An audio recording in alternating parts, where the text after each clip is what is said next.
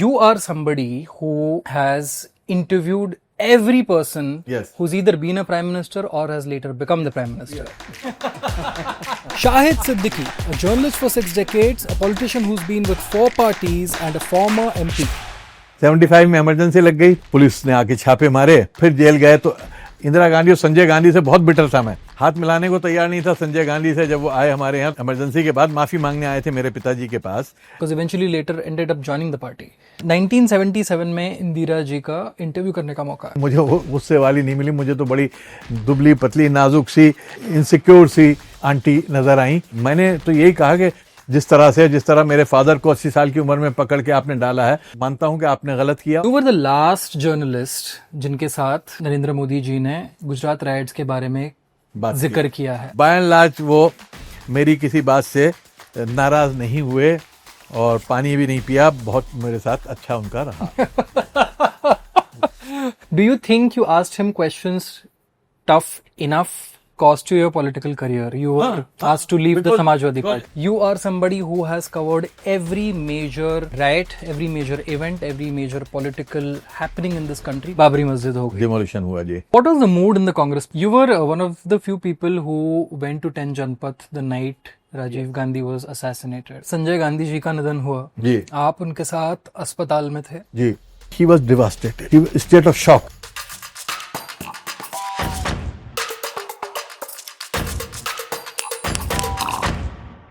Welcome to the Quint sir and welcome to my show बड़ी बड़ी बातें। Yes.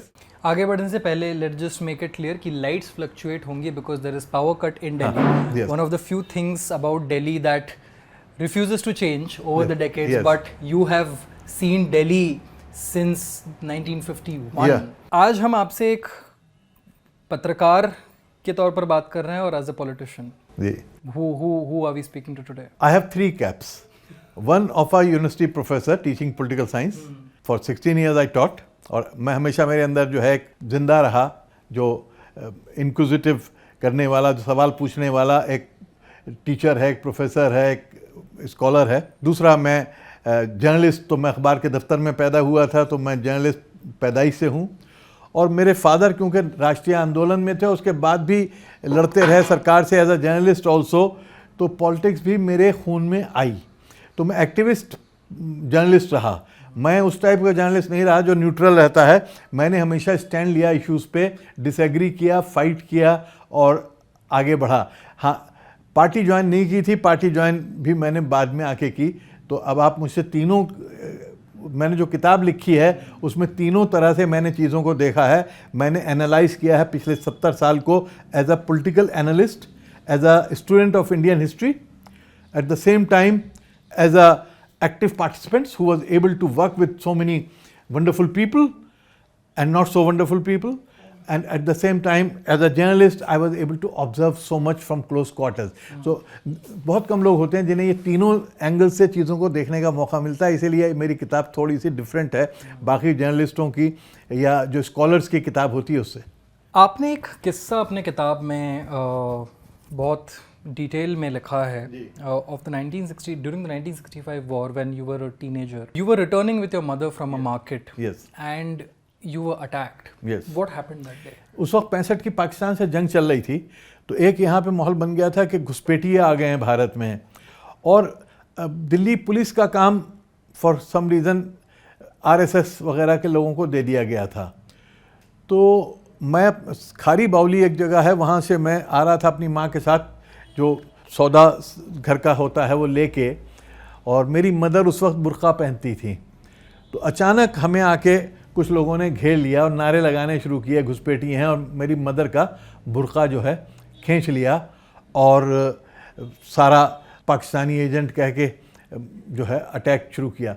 तो my mother who was a very simple and shy woman, suddenly she threw all the things and stood up tall and उनसे कहा कि तुम में हिम्मत नहीं है, बुज़दिल लोग हो, हिम्मत है तो जाके पाकिस्तान से टक्कर लो, जाओ वहाँ पे, यहाँ तुम एक औरत को इस तरह से जलील कर रहे हो, मार रहे हो। और मैं क्योंकि छोटा था, मैंने कोशिश की अपनी माँ को बचाने की, तो मेरे दिल पे उसका बहुत असर हुआ। मैंने बहुत ह्यूमिलिएटेड और इंसल्टेड फील किया।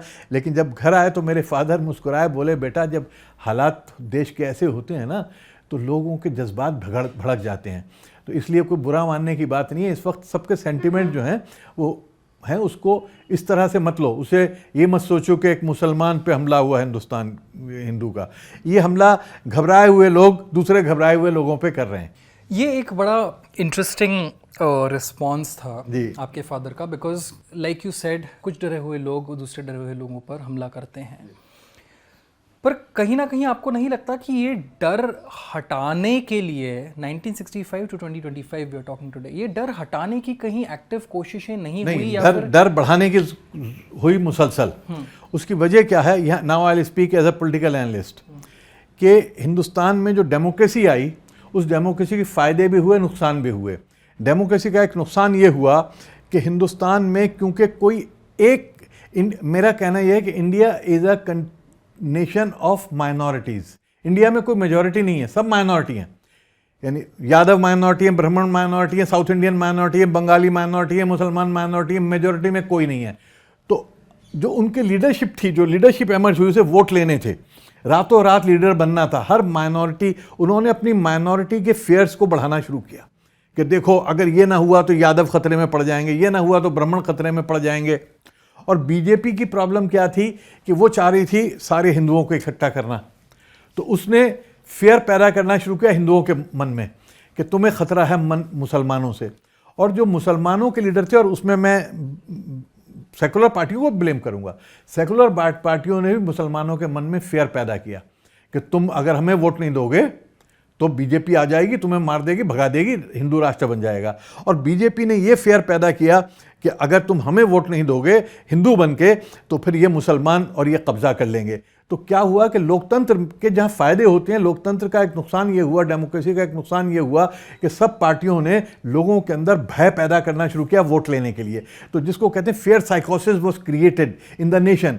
उस वक्त जो आपके साथ 1965 में आप पर और आपकी मदर पर अटैक हुआ, तब से लेकर आज तक, do you think the responsibility of having to prove their patriotism is way more or lopsided on the Muslims of the country and it hasn't changed over the years? It is 10 times more today.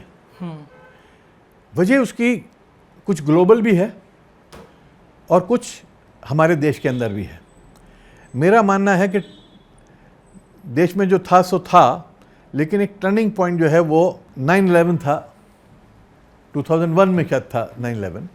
तो 9/11 के बाद एक global fashion हो गया इस्लाम को और मुसलमानों को डेमोनाइज करना, उनको एक बहुत बड़ा ईवल बना के पेश करना, उन्हें टेररिस्ट बना के पेश करना। और हम हिंदुस्तानी जो है पिज़्ज़ा खा के मॉडर्न समझते हैं अपने को। हम ये समझते हैं जो अमेरिका कर रहा है हम भी वही करेंगे, तो हम बोले मॉडर्न हो गए। तो उससे पहले हमारी middle class, educated middle class, openly honest जो है वो एंटी मुस्लिम सेंटिमेंट्स नहीं एक्सप्रेस करती थी। लेकिन जब अमेरिका करने लगा, ब्रिटेन करने लगा, तो उनको लगा कि वो भी उस काम को कर सकते हैं, फैशन में आ गया। लेकिन भारत में ये बढ़ा है और उसकी एक वजह यह है कि बीजेपी को एक ही रास्ता नज़र आया पावर में आने का, कि वो एक दुश्मन, मैंने अपनी किताब में लिखा हुआ है कि पावर में आने के लिए कांग्रेस का एक एनिमी था अंग्रेज़। जब वो एनिमी हट गया तो आहिस्ता आहिस्ता कांग्रेस डिक्लाइन कर गई। उसमें आप इलेक्शन जीतने के लिए आपको एक मुद्दा चाहिए। एक मुद्दा क्या होगा? पहले अंग्रेज़ था, ब्रिटिश को हटाना है तो कांग्रेस को लाना है, फिर देश को बनाना है तो कांग्रेस को लाना है। अब बीजेपी के सामने मुद्दा था कि हम कैसे करें। उन्होंने कहा जी हिंदू को बचाना है तो बीजेपी को लाना है। तो हिंदू को बचाने के लिए पहले हिंदू को खतरे में डालो, फिर उसे बचाने के लिए आओ। तो बीजेपी ने पहले, जहाँ पे 80% हिंदू है, जहाँ पे आज हिंदुओं की सरकार है, हिंदुओं की फ़ौज है, हिंदुओं की आर्मी है, हिंदुओं का प्रेसिडेंट है, सब कुछ आपका है, उस वक्त हिंदू खतरे में पड़ गया।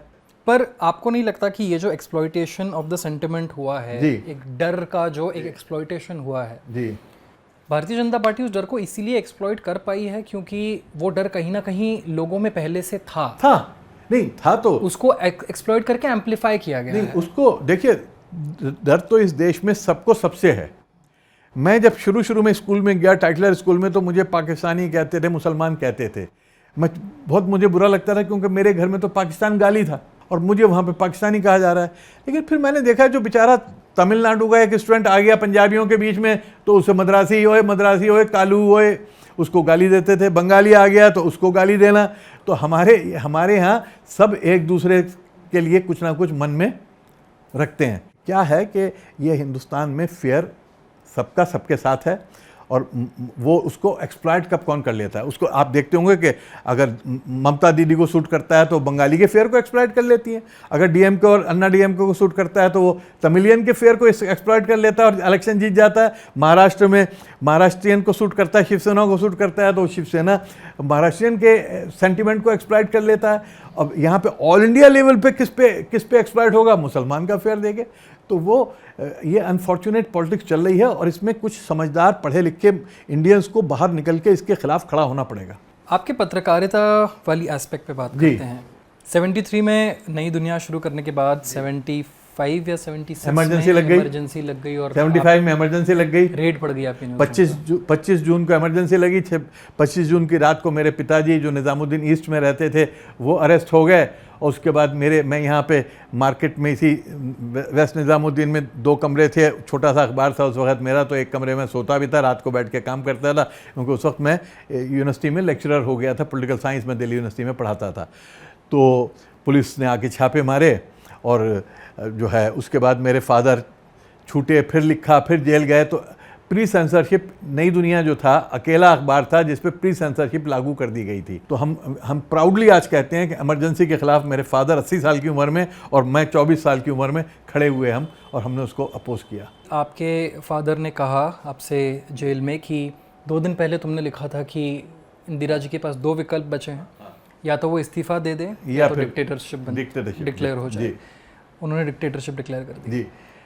इतना सब कुछ हुआ आपके साथ इमरजेंसी के वक्त भी, how were you not bitter towards the Congress, because eventually later ended up joining the party? क्योंकि मेरे फादर तो कांग्रेस में महात्मा गांधी के आने से पहले कांग्रेस में आए थे, अपना सब कुछ छोड़ के। 2015-16 में जब 16-17 साल के थे तो कांग्रेस में ज्वाइन कर लिया था उन्होंने। वो उनके खून में कांग्रेस थी, लेकिन वो असली कांग्रेस थी जो कांग्रेस की बुराइयों से भी लड़ते थे। तो वो उनमें से विश्वास करते थे कि जो ये समझते थे कि कांग्रेस ठीक है, कांग्रेस ही गलत हो गए हैं। तो आइडियोलॉजी के खिलाफ नहीं थे वो लीडरशिप के खिलाफ थे। तो हमारी लड़ाई जो है कांग्रेस से नहीं थी, हमारी लड़ाई कांग्रेस की उस वक्त की इंदिरा गांधी की लीडरशिप से थी, उसकी गलतियों से थी। और दूसरी वजह क्या थी कि जो गवर्नमेंट बनी जनता पार्टी की, उसने विद इन फ्यू मंथ्स अपने को ख़त्म कर लिया। एक दूसरे के खिलाफ कैबिनेट मिनिस्टर गालियां दे रहे हैं, स्टेटमेंट इशू कर रहे हैं, मुरारजी की टांग चौधरी चरण सिंह खींच रहे हैं, चौधरी चरण सिंह की टांग बाबू जगजीवन राम की जॉर्ज फर्नांडिस, तो मधुलिमाए, तो आरएसएस, तो ये वो इतना कुछ हो गया था कि हर रोज़ के अखबार में ये नहीं आता था कि आज क्या डेवलपमेंट है। आज ये होता था किसने किसको गाली दी, किसने किसकी टांग खींची। राजनाथ एक होते थे राजनारायण, वो सबको जोकर थे, वो सबको गाली देते थे। तो और ये आपस में टूटने लगे, टूट के इन्होंने अपनी सरकार गिरा दी 2-2.5 साल के अंदर, और उसमें भी टूटने के बाद भी जूतों में दाल बट रही थी। तो अब ऐसे में कोई भी समझदार जिसको इस देश से प्यार है वो क्या इनको सपोर्ट करेगा? तो बिटरनेस इंडिविजुअल होती है, और अंडरस्टैंडिंग राष्ट्र के लिए होता है, नेशन के लिए होता है। तो मेरे फादर की अंडरस्टैंडिंग इस देश के लिए थी। बिटरनेस इंदिरा गांधी से हो सकती है, बिटरनेस मेरी बहुत थी, इंदिरा गांधी और संजय गांधी से बहुत बिटर था मैं, बल्कि बिल्कुल मैं हाथ मिलाने को तैयार नहीं था संजय गांधी से। जब वो आए हमारे यहाँ तो मैं बिल्कुल गुस्से में था कि ये who the hell is he. लेकिन जो आपके घर आए थे, घर पे आए थे इमरजेंसी के बाद माफ़ी मांगने आए थे मेरे पिताजी के पास, ब्रह्मचारी, धीरेन्द्र ब्रह्मचारी और संजय गांधी। तो मुझे संजय गांधी को मैंने आखिरी वक्त तक, मैं उनसे मेरी मीटिंग भी हुई है, मैंने माफ़ नहीं किया, बहुत मैंने अटैक किया, बहुत खिलाफ लिखा उनके। लेकिन मेरी लड़ाई इंडिविजुअल से हो सकती है, देश से नहीं हो सकती। 1977 में इंदिरा जी का इंटरव्यू करने का मौका, हाँ, इंटरव्यू मिला। वही इन डिलेमा कि मेरे लिए तो बहुत बड़ा धर्म संकट था ये, क्योंकि मैं तो इंदिरा जी के बहुत खिलाफ लिख रहा था और बहुत बुरा समझ रहा था उन्हें। उनकी इमरजेंसी के जो सारे कारनामे थे उनको मैं एक्सपोज कर रहा था अपने अखबार में दिन रात। अब वहाँ से ये आया कि साहब मिसेस गांधी किसी से बात करने को तैयार नहीं थी। पूरा दुनिया जानना चाह रही थी इमरजेंसी के बाद कि उन्होंने बिल्कुल अपने को बंद कर लिया था, किसी मीडिया वाले से बात नहीं कर रही थी। अचानक उन्होंने फैसला किया कि मैं मीडिया से बात करूंगी। किससे बात करूंगी? उर्दू के अखबार से, किससे? शाहिद सिद्दीकी से। मैं उस वक्त 26-27 साल का लड़का था यार, तो मुझे बड़ा हैरानी हुई, फोतेदार जी का फ़ोन आया कि आप इंदिरा जी का इंटरव्यू करेंगे। तो मैंने कहा मैं बताता हूँ आपको। तो मैंने कहा मैं अपने फादर से जाके पूछता हूँ। तो मैं पिताजी के पास गया, मैंने कहा अब्बा मियाँ कहते थे कि अब्बा मियाँ वहाँ से फ़ोन आया है फोतेदार जी का कि इंदिरा गांधी का इंटरव्यू कर लो, तो मुझे क्या करना चाहिए उसका इंटरव्यू, उसने आपको जेल में डाला था। तो मेरे फादर हंसे, बोले बेटा इंदिरा गांधी ने अपना काम किया मुझे जेल भेज के, मैंने अपना काम किया जेल जाके, तुम अपना काम करो इंटरव्यू करके। एक जर्नलिस्ट का काम है, ख़ास तौर पे जो विरोधी है, जिससे सहमत नहीं हो, उसको इंटरव्यू करने का जो मज़ा है, जिससे सहमति है उससे करने का मज़ा नहीं है, तो जाओ करो इंटरव्यू। तो मैंने मिसेस गांधी का इंटरव्यू किया, बहुत सख्त इंटरव्यू किया। और मिसेस गांधी की मैं इस बात की थोड़ी सी तारीफ़ भी करता हूँ कि उन्होंने जो है मेरी टेढ़े सवालों को, जिसमें मैंने उन पर बहुत आरोप लगाए नसबंदी के, इमरजेंसी में लोगों को मारने के, तुर्कमान गेट के, उसका उन्होंने बड़े आराम से जवाब दिया। वरना लोगों को डर ये था कि इंदिरा गांधी बड़ी गुस्से वाली हैं, लेकिन मुझे वो गुस्से वाली नहीं मिली। मुझे तो बड़ी दुबली पतली नाजुक सी इनसिक्योर सी आंटी नज़र आई कि जिनको प्रोटेक्शन की ज़रूरत थी। जी। आपके किसी भी सवाल को उन्होंने डिप्लोमेटिकली जवाब नहीं दिया क्योंकि इमरजेंसी? नहीं, उन्होंने मेरी बहुत सी बातों को डिनाई तो किया। उन्होंने कहा आप प्रोपेगेंडा, उन्होंने ये तो कहा कि आप प्रोपेगेंडे का शिकार हो गए हैं, आपने गलत समझा है, लेकिन ये नहीं कहा कि उठने को नहीं, कि उन्होंने ये नहीं कहा कि दोस्ती बनी रहे। तो जी जी।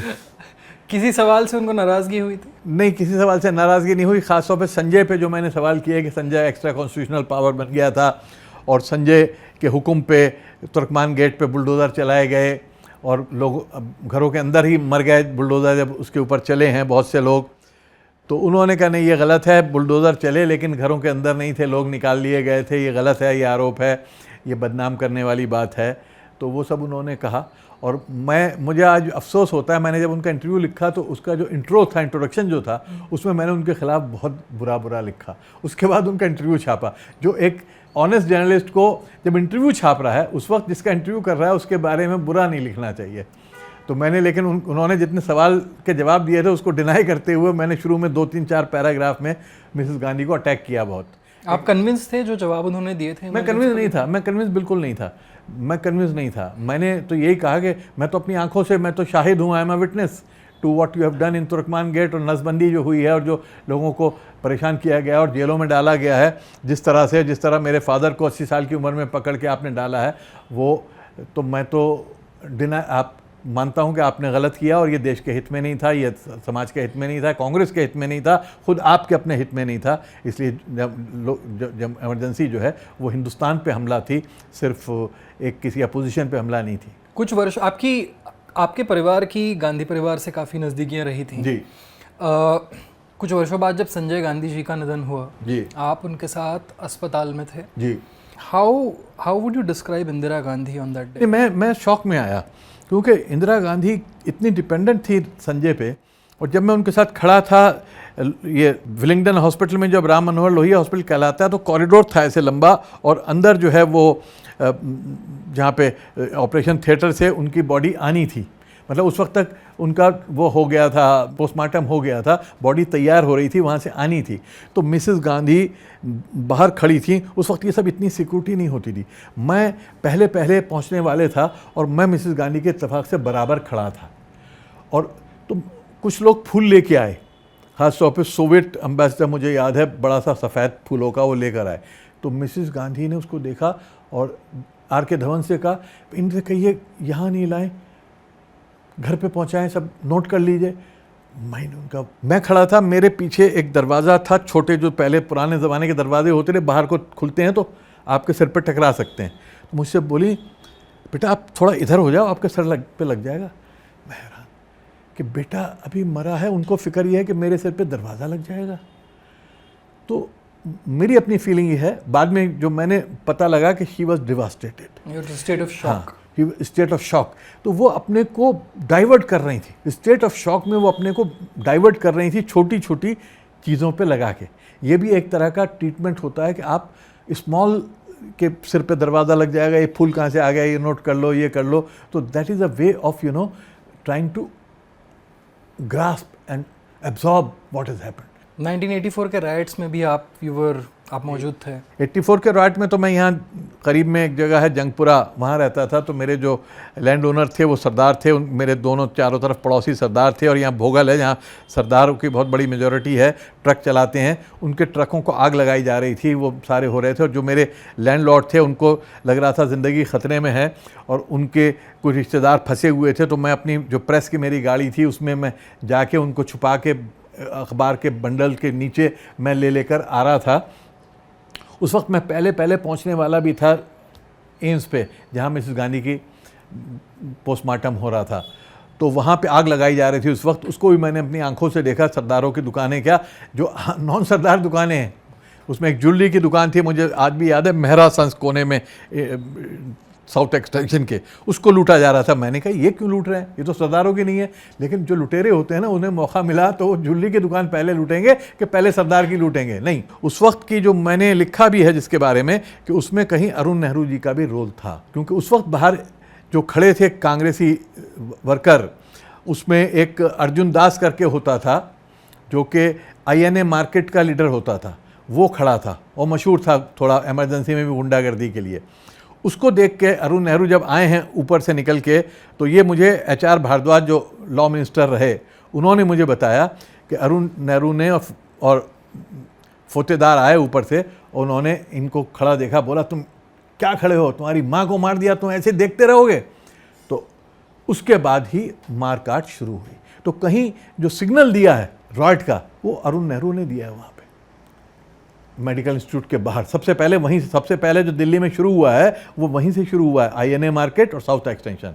और मैं वहाँ पे पहुँचने वाला पहला था, तकरीबन 3:30-4 बजे शाम को मैं पहुँचा हूँ। But you're completely absolving Rajiv Gandhi of any No, role. no, in the I'm not 1984? completely. You see, I'm not completely absolving, but one must. What I'm shocked at is that the media only held Rajiv Gandhi responsible, not Narasimha Rao, who was the Home Minister at that time. Who was the Home Minister? Have you read about it? Have you heard about it? Narasimha Rao was. Why not? Who was the de facto Prime Minister? एक आदमी की माँ मर गई है, कलकत्ते में है, वहाँ से आता है, वो अपनी बॉडी के साथ खड़ा है, शॉक में है, अगले 3 दिन वो शॉक में है, बॉडी के साथ खड़ा है, वो रिस्पॉन्सिबल है। और जो अरुण नेहरू जो उस वक्त डिफेक्टो प्राइम मिनिस्टर थे, वो रिस्पॉन्सिबल नहीं है, उनके बारे में कोई बात नहीं करता। Why? There is some strange thing happening, strange conspiracy of the media and the politicians and the opposition. हर एक आदमी को सूट कर रहा था राजीव गांधी को ब्लेम करना, सॉफ्ट टारगेट था उस वक्त वो। मैं कहता हूं राजीव गांधी जिम्मेदार है, technically he was the prime minister, technically he is responsible, but actually who is responsible? Home minister. Delhi की गवर्नमेंट किसके अंडर में थी? प्राइम मिनिस्टर के या होम मिनिस्टर के? होम मिनिस्टर के। दिल्ली में उस वक्त स्टेट गवर्नमेंट नहीं होती थी, उस वक्त LG होता रहा था, LG के पास टोटल पावर होती थी। तो इसलिए मैं हैरान हूं कि 84 रॉयट का, तो इसलिए मैं एब्जॉर्व नहीं कर रहा राजीव गांधी को, लेकिन मैं पर्सपेक्टिव में रख रहा हूं चीजों को। But Rajiv Gandhi was the face of the government, so Rajiv Gandhi was the face of the, so he has been blamed, but at the same time you must also blame others. Why not? Arun Nehru तो अपने को असली नेहरू समझता था, वो कहता था मैं डिजर्व करता हूँ प्राइम मिनिस्टर होना, मुझे होना चाहिए। राजीव का कोई मतलब नहीं प्राइम मिनिस्टर बनने का। He was very confident that Mrs Gandhi is grooming him, and Mrs Gandhi was grooming him because Rajiv was not interested in politics.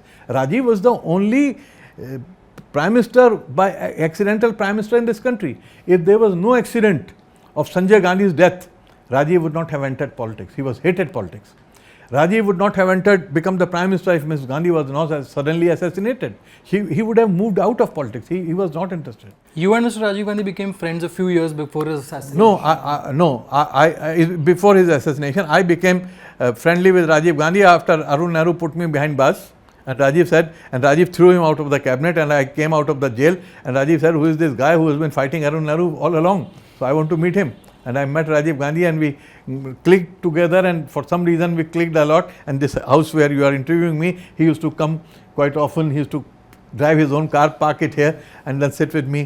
And he loved to have firni and kebabs, and we used to talk about everything on earth.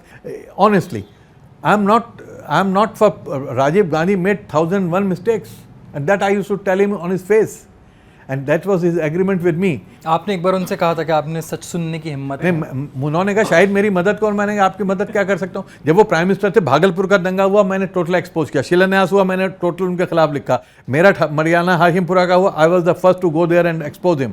तो मैंने राजीव गांधी को election हरवाने में 1989 का मेरा अखबार का major role था, उनको इलेक्शन हरवाने में। और राजीव मुझे फ़ोन करते रहे, इलाहाबाद से फ़ोन किया कि शाहिद प्लीज़ जाके देखो, शिलान्यास तो हमने जो डिस्प्यूटेड लैंड है उसके बाहर कराया। मैंने कहा मैं पटवारी हूँ क्या कि मैं जाके देखूंगा, मैं नहीं जाऊँगा, आपने कराया क्यों शिलान्यास? तो I used to talk like that with him. तो राजीव ने जब मुझसे कहा कि मेरी मदद करो, मैंने कहा आपकी मदद कोई नहीं कर सकता, आप वो सुनना चाहते हो जो आपको पसंद है, मैं वो कहूँगा जो मैं सही समझता हूँ, तो मुझे तो आप बाहर कर दोगे। बोले नहीं, तुम्हारी, ही शुक माई हैंड, ही सेड तुम्हारी हमारी एग्रीमेंट है। 1991 में आपने कांग्रेस ज्वाइन की, उसके एक साल से ज़्यादा के बाद बाबरी मस्जिद हो गई, डिमोलिशन हुआ जी।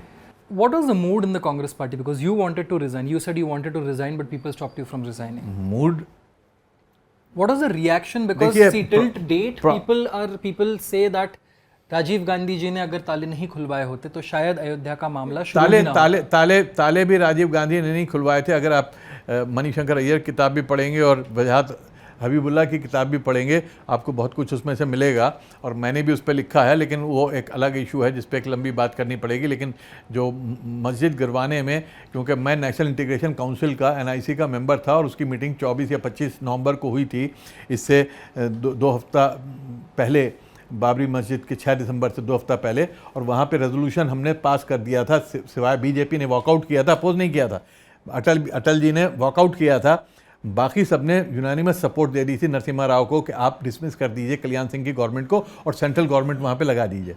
लेकिन नरसिम्हा राव नहीं किया। मैं उसके बाद नरसिम्हा राव से कम 4-5 बार मिला। He was the prime minister but he used to give me time and I used to go and see him, और वो हमेशा कहते थे नहीं ऐसा है और मैं कर दूंगा और ये है, सेव करेंगे, प्रोटेक्ट करेंगे, आप चिंता मत करो। और मैं कहता था कि वहाँ पे लोग जमा हो रहे हैं, आपको अगर गोली चलानी पड़ी मस्जिद बचाने के लिए तो मुझे नहीं चाहिए। मैं 10 हिंदुओं को गोली लगा के मैं मस्जिद बचाने को तैयार नहीं हूँ, आपको अभी करना होगा। लेकिन उन्होंने नहीं किया। तो मैं जिस दिन बाबरी मस्जिद का डिमोलिशन हुआ है 6 दिसंबर को, I was the very first to meet the president along with some Muslim MPs to Shankar Dayal Sharma, and Shankar Dayal Sharma was crying, and he showed us a letter which was very strong letter. Even I demand, now they have, they don't give it to public. That letter should be made public. The letter which Shankar Dayal Sharma had written to Narasimha Rao ji. I don't think any president has written such a strong letter to a prime minister. And then I met Narasimha Rao, and Narasimha Rao was his usual dilly-dallying self. And I had a bitter exchange with him, about which I have written in the book. So there are so many stories. You were one of the few people who went to 10 Janpath the night Rajiv Gandhi was assassinated. Yes. What was the mood over there? That where you are sitting today, I was sleeping here. And my wife came at 10:15, He said, को phone आया कि BBC पे कोई ख़बर आ रही है। मेरे यहीं पे बराबर में ट्रांजिस्टर रखा रहता था जो मैं लंदन से लाया था, उसमें बड़ा अच्छा BBC और सब कनेक्टेड रहता था। मैंने जल्दी से ऑन करके सीधा BBC मेरा लग गया। BBC पे न्यूज़ आ रही थी बॉम्ब ब्लास्ट हुआ है और बहुत लोग मारे गए हैं। So immediately I was shocked. I tried to call, कोई फ़ोन नहीं उठा रहा था। मैंने गाड़ी उठाई और मैं 10 जनपथ पहुंचा। विंसेंट जॉर्ज जो उनके PA थे, उनका छोटा सा कमरा था बिल्कुल, तो वहाँ पे सोनिया जी खड़ी, वो उन्हें फ़ोन मिला के उसने दिया, तो नलिनी से बात कर रहे थे, नलिनी चिदम्बरम से सोनिया जी को मिला के दिया। और सोनिया जी ने उसने बताया कि मतलब अभी तक सोनिया जी को कंफर्म नहीं हुआ था, ये था ब्लास्ट हो चुका है, लेकिन ये कंफर्म नहीं हुआ था कि राजीव जी, उन्हें अभी तक ये इन्फॉर्मेशन थी कि वो बच गए हैं शायद या नहीं, मुझे नहीं पता क्या इन्फॉर्मेशन थी, लेकिन उस वक्त तक it was not confirm that he is no more. और फ़ोन पे बात करते करते सडनली शी कोलैप्स्ड। तो मैं पीछे खड़ा था, मैंने जल्दी से पकड़ा, एक नौकर था पास में जो उनका पुराना इंदिरा जी के टाइम का नौकर था, उसने उनको पकड़ा और suddenly I don't know how she got to know, Priyanka भागती हुई आई और सोनिया जी को ले गई अंदर। और whole night I was there in that house and I was really very, मैं तो रो रहा था, शॉक था टोटली। लेकिन प्रियंका ने जिस तरह अपने को कंट्रोल किया, उसने मुझे बड़ा हैरान किया और मुझे लगा कि इस लड़की में कितना दम है। She was just a teenager eight that time. Rahul यहाँ पर नहीं थे, राहुल बाहर थे, घर में कोई और बड़ा नहीं था, ही was the only one and she took command of everything. Mummy को ले जा रही है, वहाँ लिटाओ, ये करो, वो करो, ये बुलाओ, ये. और अगले दिन भी मैं वहाँ पर था. 11 साढ़े 11 बजे उनका सामान आया राजीव जी का वहाँ से.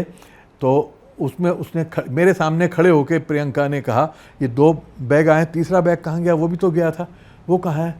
तो प्रेजेंस ऑफ माइंड और इमोशनल कंट्रोल, अमेजिंग. तो मुझे लगा कि यार ये लड़की कमाल की है. अगर हमारे साथ ऐसा होता, हमारे बाप के साथ इस तरह का होता, तो हम शायद अपने को इस तरह कंट्रोल नहीं कर पाते.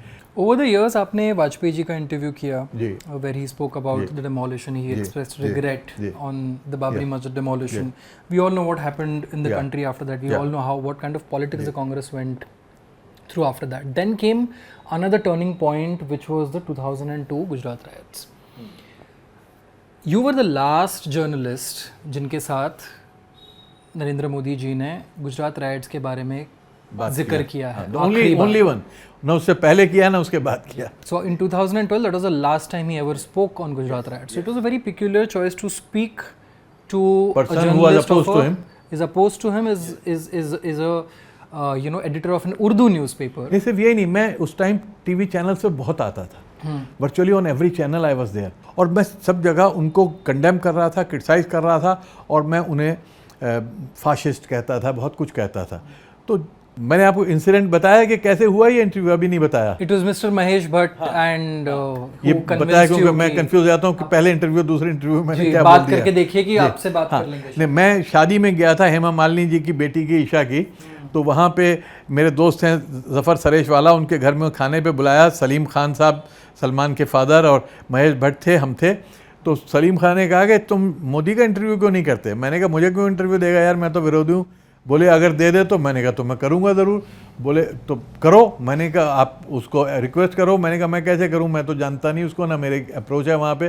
बोले अच्छा हम कोशिश करते हैं. तो 8-10 दिन बाद मुझे फ़ोन आया उनके एक पीए का कि आप इंटरव्यू करना चाहते हैं. मैं करना चाहता हूँ, सवाल भेज दीजिए. मैं सवाल नहीं भेजता, मैं सवाल तो मैं हाथ के हाथ बनाता हूँ, सवाल में से सवाल निकालता हूँ और मैं पूछता हूँ, तो मेरे लिखे हुए सवाल नहीं होते हैं. तो मैंने कहा लेकिन मेरी एक शर्त है कि मैं सिर्फ दंगे पे करूंगा, मैं गुजरात के विकास पे नहीं करूंगा. उसके लिए बहुत सारा बाकी सारे चैनल मौजूद हैं. मैं सिर्फ दंगे के ऊपर करूंगा. तो अगर दंगे पे बोलने को तैयार हैं तो मैं इंटरव्यू करूंगा, नहीं तैयार हैं तो मेरा इंटरव्यू का कोई फ़ायदा नहीं है. तो फिर मुझे हफ्ते भर बाद फ़ोन आया कि जी एक शर्त हमारी है कि आप इंटरव्यू को काटे छाटेंगे नहीं और हम उसको पूरे को फिल्म करेंगे. मैंने कहा बिल्कुल कर लीजिए फिल्म. हाँ, गांधीनगर से कि एडिटिंग कुछ नहीं होगी. एडिटिंग मतलब मिनिमम एडिटिंग होगी जो ज़रूरी है, जितनी एडिटिंग होती है, लेकिन आप कोई उसको वो नहीं करेंगे. मैंने कहा ठीक है, क्योंकि हम उसको पूरे को रिकॉर्ड करेंगे. और मैं तो प्रिंट के लिए कर रहा था, तो मेरे पास छोटा सा टेप रिकॉर्डर था, उसमें टेप मैंने उनकी की इंटरव्यू. तो मैं गया वहाँ पे, मैंने उनका इंटरव्यू किया, सारा कुछ किया, और बाय एंड लार्ज वो मेरी किसी बात से नाराज़ नहीं हुए और पानी भी नहीं पिया. बहुत मेरे साथ अच्छा उनका रहा. आपने डिस्क्राइब किया है इंटरव्यू को अपने किताब में. You have asked him questions. Do you think you asked him questions tough enough? Absolutely, I asked him. क्योंकि आप पे इल्जाम लगता है कि you enabled, you gave him a platform. Problem यह है कि जो लोग इल्जाम लगाते हैं वो इंटरव्यू का भी पढ़ाई नहीं उन्होंने, माफ़ करें, सिर्फ हेडलाइन पढ़ के एक नतीजे पहुंच जाते हैं. नंबर 1. नंबर 2, वो चाहते हैं कि मैं जिस तरह से आजकल बदतमीज़ी करते हैं, मैं वो पुराने ज़माने का आदमी हूँ. मैं इंटरव्यू जिससे करता हूँ उससे मैं बहुत डिसेंट लहजे में बात करता हूँ. मेरा उसूल ये है, सवाल टफ होना चाहिए, आपका लहजा यानी आपका अंदाज़ सॉफ्ट होना चाहिए, और जितना हार्ड सवाल हो उतने सॉफ्ट लहजे में बोलेंगे. जैसे मैंने मोदी जी क्या, मोदी जी जब वहाँ पे इतने लोगों की डेथ हुई तो वहाँ से आप डेड बॉडीज़ को क्यों लाने की ज़रूरत थी अहमदाबाद? उनका जलूस निकालने की क्या ज़रूरत थी? वो क्यों निकाला आपने? अब मैं कहता रहा मोदी जी आप ही बताइए कि आप क्यों लाए. मेरा ये अंदाज़ नहीं था. तो अब कुछ लोग ये कहते हैं साहब आप तो बड़े सॉफ्ट थे. यार मैं सॉफ्ट नहीं था, मेरा सवाल बहुत, आप सवाल देखिए ना सवाल क्या थे. और मैंने इसमें किताब में पूरे इंटरव्यू को तकरीबन ट्रांसलेट किया है. तो मैंने जो इंटरव्यू किया है बहुत सख्त है. उसमें मैंने उनसे सारे सवाल, उन्होंने खुद कहा कि आपने तो मुझे नानावती कमीशन ने इतना मेरे से सख्त नहीं पूछा जितना आपने मेरे साथ जिरा कर ली. तो मैंने उनसे सारे सवाल पूछे, सारी चीज़ें की. आर्मी क्यों नहीं आई, कैसे आई, किस तारीख को आई, आपने उसके बाद क्या हुआ, कैंपों में क्या हुआ, अटल जी ने क्या कहा. तो सारे मैंने सवाल उनसे पूछे हैं. अब जो सवाल किसी और की ना पूछे किसी ने, ना हिम्मत थी, और अब सबको मौका मिलता है। उस वक्त सब, क्योंकि सरकार यूपीए की तो सब प्रो यूपीए हो रहे थे, तो मेरे खिलाफ थे वो, क्योंकि तो ये हमारा माफ़ करें, गोदी मीडिया प्रो मोदी नहीं है, ये प्रो इस्टेब्लिशमेंट है। उस वक्त ये सारे मोदी के खिलाफ थे, आज सारे रातों रात उल्टे खड़े हो गए मोदी के लिए। मैं उस वक्त भी इनके भी खिलाफ था, मोदी के भी खिलाफ हूं मैं। पर इतने टफ सवालों के बावजूद it cost you your political career. Samajwadi party से आपको क्या कम्युनिकेशन मिला उस वक्त? कोई कम्युनिकेशन नहीं मिला। उनको यहाँ से फ़ोन गया अहमद भाई का कि भाई साहब ये बड़ा नुकसान हो जाएगा। उनका हमारी पार्टी का नहीं, हम तो इसको बाहर कर देते हैं। बाहर कर दिया, मतलब मैं से ना पूछा ना गछा ना मुझे एक बाद में फ़ोन आया कि आप आके माफ़ी मांग लो, नेताजी से माफ़ी मांग लो आप, तो आपका माफ़ी हो जाएगी, आपको माफ़ी मांगनी पड़ेगी। मैं माफ़ी क्यों मांगूंगा? इंदिरा गांधी जी की जब अरेस्ट हुई थी, she knew how to exploit the power of media. She made sure that the media is present while she is handcuffed. हाँ। Those visuals create sentiments, they rake up sentiment. आपने कहा मोदी जी नाराज थे मीडिया से जब आप मिले उनसे। हाँ। नहीं, उन्होंने एक बात कही कि देखो मैंने तुमको इसलिए इंटरव्यू दिया है कि तुम मेरे खुले विरोधी हो, ऑनेस्ट विरोधी हो। मेरे साथ एक बार वो एनडीटीवी की डिबेट में भी रहे थे, जब वो यहाँ पे जनरल सेक्रेटरी थे। उन्होंने कहा तुम, और उस वक्त मैं समाजवादी की तरफ से तो मैं अटैक उन पे कर रहा था, उनका तुम ऑनेस्ट विरोधी हो। पर आज की तारीख में अगर आप उनके टीवी इंटरव्यूज देखें, जी, जैसे राजदीप जी ने भी अपनी किताब में लिखा है, everything is planned, now everything are given. जैसे आपसे सवाल मांगे गए थे। नहीं, ऐसा है कि प्राइम मिनिस्टर्स के हमेशा से प्लान होते थे। जब मैं और राजीव वगैरह गांधी फैमिली के तो हमेशा प्लान होते हैं। पूरा आप आज पे टीम आती है, वो आपसे बात करती है, क्या सवाल होगा, कैसे होगा। Even when they are in opposition, I have interviewed many of them in the opposition, in fact most of them in opposition, and they पूरा वो एक एक चीज़ आपकी से बहस करते हैं पहले आके। मतलब जब राजीव का मैंने इंटरव्यू किया था तो मणिशंकर ने आके पहले मेरे से बड़ी लंबी बहस की, ये क्या, वो क्या, ये क्यों, ये पूछोगे, ये क्या करोगे, and he was not the prime minister at that time. So let me tell you कि ये नई बात नहीं है, ये होता रहा है, लेकिन अब बहुत ज़्यादा इंस्टीट्यूशनलाइज हो गया, अब बहुत ज़्यादा ऑर्गेनाइज हो गया, अब बहुत ज़्यादा। देखिए, मोदी का कमाल ये है कि मोदी ने before anybody else he was able to understand the power of social media. He was able to understand how to exploit this media which even the West was not able to exploit. Rahul Gandhi ji के बारे में यही कहा जा रहा है आजकल, that they have realized the power of social media for Rahul Gandhi, they have realized the power of PR Now, for Rahul Gandhi. much later, much later. Do you agree with his politics? For example, the entire push for caste census. I have developed great regard for Rahul Gandhi. He has been able to stand up defeat after defeat after defeat. You need lot of courage, lot of conviction, lot of belief in yourself. I have not seen another politician, not in India but globally, in last 60-70 years, who has been defeated so many times in so many ways. He got Congress at its worst. He did not get a Congress on a platter. Nothing has been given to Rahul on a platter. He saw the death of his grandmother, he saw the death of his father, he suffered heavily from his childhood, and then the Congress he got was totally Congress in disarray, Congress which was full of mediocres and opportunists, very few people who were able to stand up with him. The only problem with him is he's too impulsive. So बीच में despite his effort not to be diplomatic, to answer rightly everything, suddenly he becomes impulsive and says something which rebounds on him. I think honest man is impulsive. Rahul is very honest. Rahul is more political than Rajiv ever was. But at the same time, he is an honest politician and is impulsive. And because of impulsiveness, he suffers. And he says something like, recently when he said, he repeated what Trump had said about Indian economy. So you don't say it in those words that way. He would have been a great media person. He can do wonderful interviews, the way he moves around, the way he talks to people, the way he is able to communicate with them. एक बेहतरीन global media person Rahul Gandhi के अंदर छुपा हुआ मुझे नज़र आता है. लेकिन जो एक प्राइम मिनिस्टर है, he is a great leader also, but he is not prime minister material. That's what. Not prime minister material yet, or may become with time. Nobody is prime minister material. Nobody is. Prime minister तो बन जाते हैं. क्या Deve Gowda prime minister material था? हैं? आई के Gujral prime minister material थे. लेकिन प्राइम मिनिस्टर तो सर्कमस्टेंसेस बनाते हैं, सिचुएशन बनाती है. और जब सिचुएशन बनाती है, सर्कमस्टेंस, जब आपके सिर पे बोझा आता है तो फिर आप चेंज भी होते हो. And I am sure Rahul Gandhi has seen a lot. If he is given the opportunity, he will prove to be a very good leader of the nation. The only thing he has to do is to control his impulsiveness. He has to control his words. He tries to be honest with the media. कोई भी सवाल पूछ लेता, he is ready to answer. No, you can't do that. You have to be cautious. Isn't that ideal for transparency? No, transparency is not impulsiveness all the time. Answering, you have to think, because your words are going to be distorted. It's not the media is there out to get you and to distort everything you say. So you have to be very cautious. The reach out to RSS came because Yes. came under a lot of criticism. Yes, that is the process, because when we were working for education and Muslims were being attacked and burned alive and lynched everywhere, we were talking and we said, what should we do? So one of our friends said, we should talk to them.